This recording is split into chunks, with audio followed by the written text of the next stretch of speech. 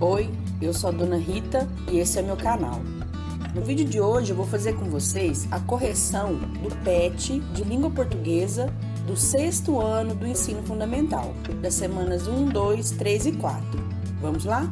Gente, esse PET, o problema dele é que ele tem muita atividade para fazer, mas ainda bem que elas são fáceis. Então vamos começar aqui nas atividades da semana 1. A primeira coisa que você vai fazer é ler esse informativo aqui, esse resuminho sobre a importância, né, e algumas regrinhas do uso da vírgula. Principalmente essa parte aqui, ó. A gente está explicando quando que a gente usa a vírgula. Você pode usar a vírgula para marcar as pausas e as inflexões da voz na leitura. Inflexão é mudança na voz, tá? Quando você está fazendo leitura, quando você faz a mudança no tom de voz ou uma pausa, você usa a vírgula para marcar isso daí. Enfatizar ou separar expressões e orações, lembrando que orações são frases que têm verbo, e impedir qualquer ambiguidade. Ambiguidade é duplo sentido. Então vamos começar aqui, atividade 1. Leia a placa abaixo e responda. Aí tem a placa assim, ó. Proibido, bicicletas, fumar, cães. Do jeito que foi escrita essa placa aqui, se a pessoa tiver com assim um espírito humorístico, ela pode achar que a placa tá falando assim, ó: proibido bicicletas, fumar, cães. Ou seja, as bicicletas não podem fumar os cães. Isso não faz o menor sentido, né? Só que, usando o pensamento lógico, você não vai achar que a frase está querendo dizer que as bicicletas não podem pegar os cães e usá-los como um cigarro, porque isso não faz sentido. Usando a lógica, você vai entender que aqui tem uma lista. O que está sendo proibido aqui nesse lugar? Não pode andar de bicicleta, não pode fumar e não pode passear com os cachorrinhos. Então, proibido bicicletas, fumar, cães. Entre um elemento e outro tem uma pausa. Essa pausa poderia ser feita através do uso de vírgula. Bicicletas, vírgula. Fumar, vírgula. E cães. Ponto final. Só que placas normalmente não usam sinais de pontuação. Então, essa placa aqui, se você não usar a lógica, ela fica engraçada e esquisita. Mas usando a lógica, você consegue entender o que está querendo dizer aqui, né? Então, a letra A. Dá para entender a mensagem? Aí eu coloquei que sim, ó. Usando a lógica e o bom senso, sim, dá para entender. A gente consegue entender, porque a gente não é bobo, né? A gente consegue entender. Mas ficou um pouquinho engraçada essa placa aí. Letra B. O que causa estranheza? A forma com que foi escrita essa placa aí faz parecer que a placa está dizendo que as bicicletas estão proibidas de fumar os cães. Letra C. O que falta para a placa não causar mal-entendidos? Poderia ser o uso de vírgulas entre os elementos listados.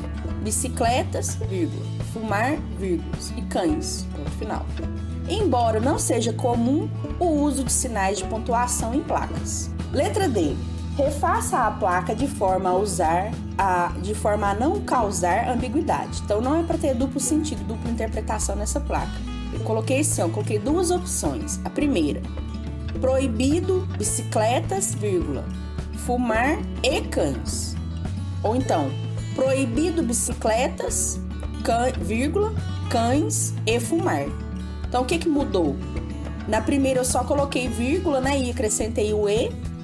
E na segunda eu mudei de ordem também, além de colocar a vírgula e colocar o e. Então, uma dessas opções aqui, eu acredito que acaba com esse duplo sentido, com essa ambiguidade. Atividade 2. Observe a campanha publicitária abaixo e responda. Amamentação em todos os momentos. Mais saúde, carinho e proteção. Para você, na letra A aqui, ó, tá pedindo, leia o texto da campanha sobre a amamentação e observe o uso da vírgula. Então, foi usado uma vírgula aqui, ó. Mais saúde, vírgula, carinho e proteção.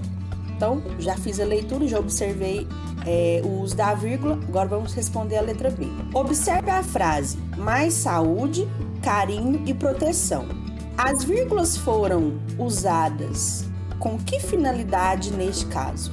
A vírgula, né, só tem uma. Por que a vírgula foi usada aqui, ó, nesse lugar aqui, ó?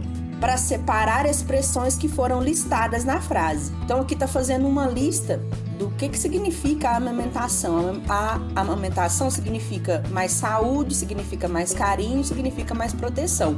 Isso é uma lista de itens. Então quando você está fazendo uma lista, você vai separando eles por vírgula, né? Quando você chega nos últimos 2 itens, você, em vez de você colocar a vírgula, você pode optar por colocar o E, né? Aí, antes do E, não precisa colocar a vírgula. Podemos listar estes elementos? A gente pode pegar esses elementos aqui, ó, dessa frase e fazer uma lista? Podemos. Sim. Mais saúde, vírgula. Mais carinho, vírgula. Mais proteção. Fiz a lista. Atividade 3. Observe essas campanhas. Doe leite materno, todos juntos contra a tuberculose. Letra A. Preste atenção nas vírgulas do trecho da campanha sobre o leite materno.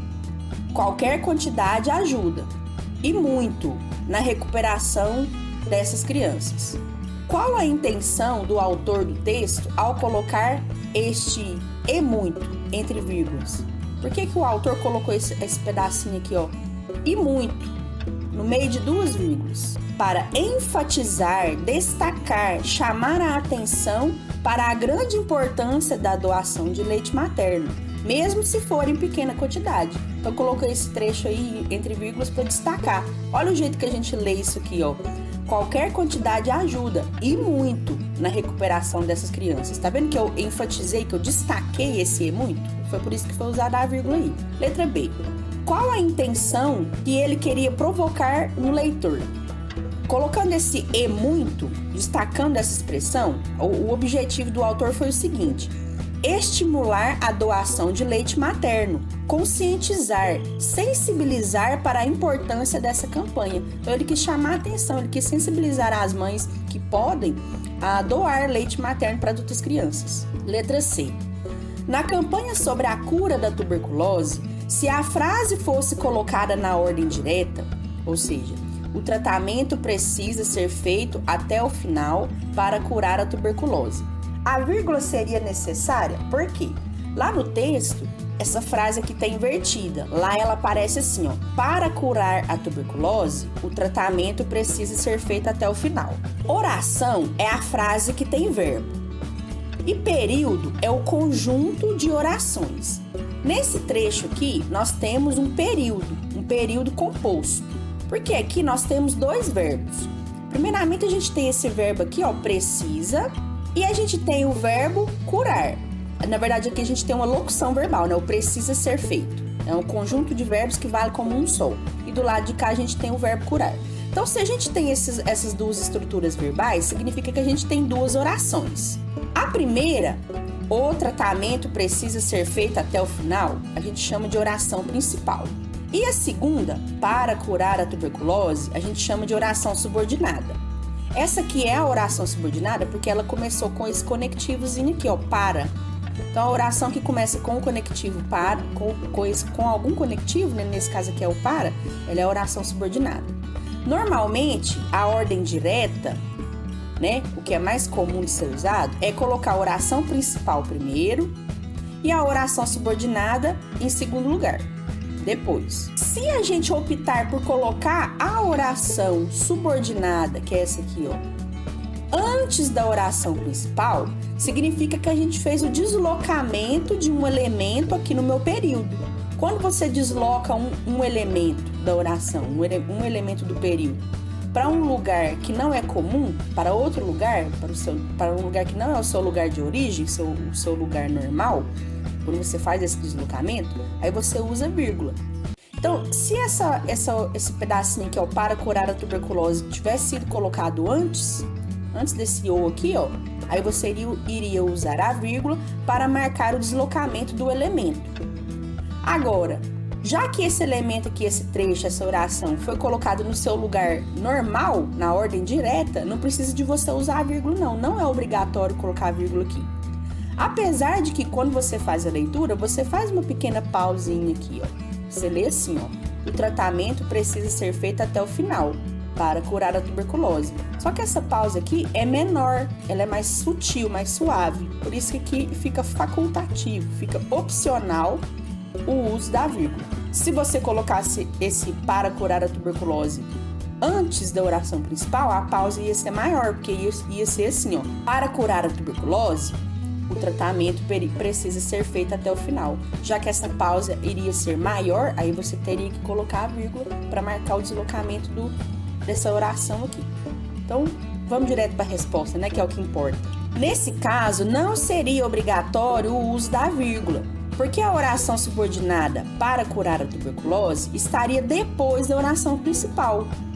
Ou porque a pausa entre as orações do período ficaria mais sutil, não sendo obrigatório o uso da vírgula. Gente, só uma observação sobre essa letra C aqui. Essa matéria, né, de oração subordinada, período composto, particularmente eu trabalho isso aqui com os meus alunos quando eles estão no 9º ano. Aqui já colocaram para vocês no 6º ano, eu achei assim meio equivocado. Mas já que apareceu aqui no PET, né, vocês têm que responder, por isso que eu expliquei. Mas normalmente essa matéria aí de período composto e oração subordinada, isso aí é coisa de 9º ano. Atividade 4. Agora volte e observe as 3 campanhas. Letra A. Como podemos construir uma regra para o uso da vírgula nestes casos? Então, tem que ser 3 regras, uma regra para cada uso naquelas campanhas lá que a gente está analisando. Use vírgula para separar elementos em uma listagem ou em uma lista. 2. Use vírgula para destacar uma expressão. E 3. Use vírgula quando a oração subordinada estiver antes da oração principal. Então, a gente usou vírgula nesses 3 textos aí por esses motivos aqui. Letra B. Crie outras frases com os mesmos usos das vírgulas dos textos. Então, é pra gente escrever 3 frases usando a vírgula com esses objetivos aqui, ó. No estudo remoto, o aluno precisa ter compromisso, vírgula, autodisciplina e responsabilidade. Então, já que eu tô fazendo uma lista das coisas que os alunos precisam, aí eu fui separando por vírgula. 2. No estudo remoto, o aluno precisa e muito ter autodisciplina. Então, eu coloquei a vírgula aqui, ó, entre esse e muito, né? Coloquei o e muito entre vírgulas para destacar a expressão. Frase 3.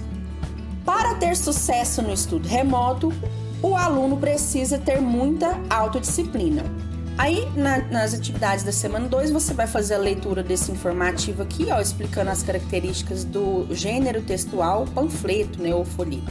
Aí vem esse panfletozinho aqui, vou fazer a leitura dele, ó, atividade 1. Leia o folheto abaixo e responda às questões.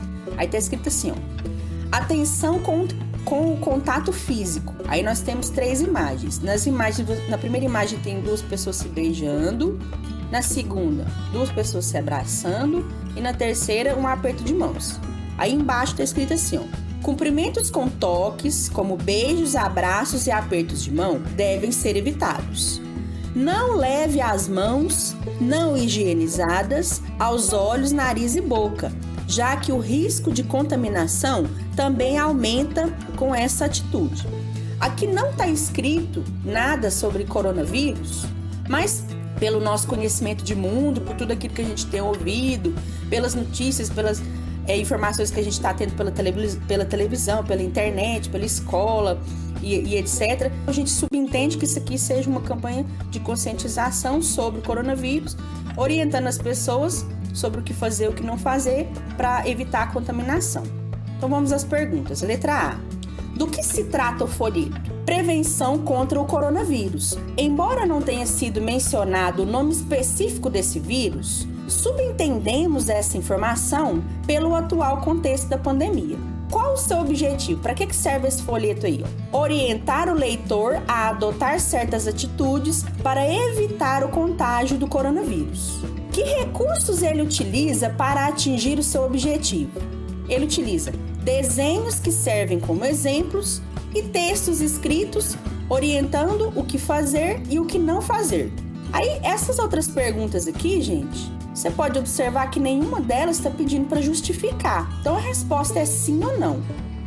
Na verdade, todas essas perguntas aqui, ó, da letra D até na letra K, são as características típicas desse gênero textual, que é o folheto. Já que aquilo ali é um folheto e ele está certo, ele está correto, está tudo ok com ele, ele tem todos esses elementos aqui, ó. Então, todas essas perguntas aqui a gente vai responder sim. E não precisa justificar, porque não pediu para justificar. Lá naquele folheto tem esse requisito aqui, ó. Ele cumpriu esse primeiro requisito aqui, ó, que é as imagens despertam a atenção do leitor? Sim. Ele cumpriu, aquele folheto cumpriu esse outro requisito aqui, ó. As imagens ilustram a mensagem que se deseja passar? Sim. Letra F. Aquele folheto cumpriu esse terceiro requisito aqui, ó. As imagens estão em concordância com o público-alvo? Sim. Cumpriu esse outro requisito aqui, ó. O conteúdo textual prende a atenção do leitor, desperta seu interesse, é criativo e impactante? Sim, também. A mensagem que deseja passar está clara e objetiva? Sim. O texto está em concordância com o público-alvo? Sim. Contém as informações essenciais sobre o tema? Aí essa aqui, mais ou menos, olha o que eu coloquei.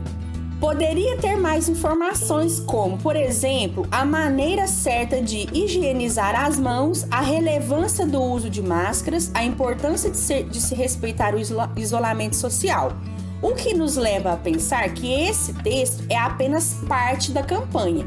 Então, não é que ele esteja errado ou que ele não tem isso aqui. É só que ele podia ter mais informações. E o último requisito aqui, ó. Ele incentiva o leitor a realizar a ação e utiliza verbos no imperativo?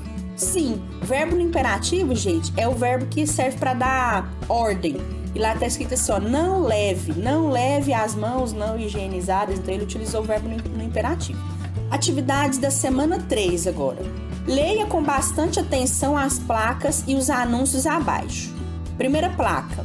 Não vendemos cerveja fiado, por gentileza não exista. Depois, mesquita muçulmana. Favor não deixar objetos, com G, no corredor. A gerencia, porque não tem acento. Depois vem, estacionamento só para cliente. Atividade 2.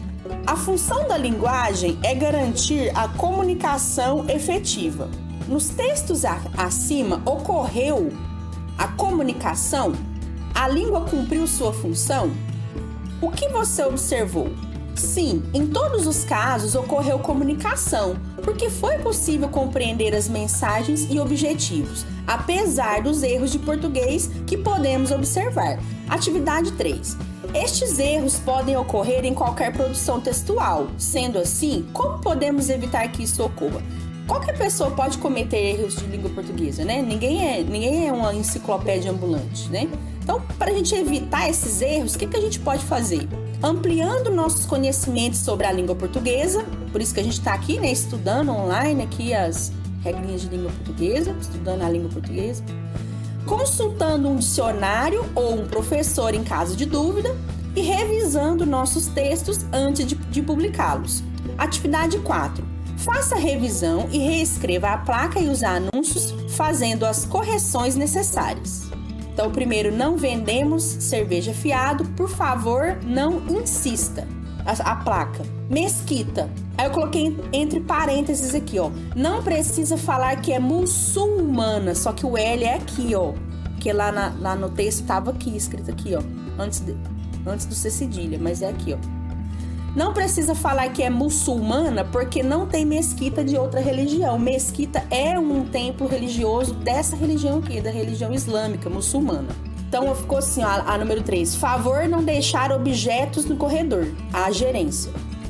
E 4. Estacionamento só para clientes. Atividades da semana 4. Lá que tá quase acabando.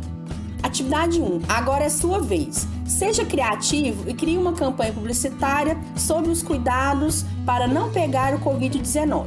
As duas atividades se resumem na mesma coisa que você tem que fazer. É uma coisa só. A primeira atividade 1 está pedindo para você fazer o panfleto, né, de conscientização sobre o Covid-19, né, como que a pessoa faz para ela não se contaminar. E no segundo texto está pedindo para você fazer a revisão do seu texto, ver se está escrito tudo direitinho, tudo bonitinho, tudo certo, tudo dentro do gênero, com todos os pré-requisitos necessários. Então isso aqui tudo se resume numa produção de texto só. Aí, gente, como é produção de texto, não tem como eu fazer para vocês, né? Cada um vai ter que fazer sua própria produção de texto. Eu coloquei aqui só algumas dicas para ajudar vocês nessa parte aqui. Sugestões. Procure ideias no Google Imagens e, inspirando-se nelas, não copiando. faça seu próprio texto. Faça sua produção à mão, fotografe e envie para o seu professor. Ou então, use ferramentas de edição de imagens no celular ou computador. O importante é você fazer o seu texto, usando a sua criatividade e os seus conhecimentos. O professor vai avaliar o seu esforço. O professor não quer que você crie um texto como se você fosse um publicitário formado na faculdade, não. Ele quer ver se você entendeu o que é, para que serve, como que faz um panfleto.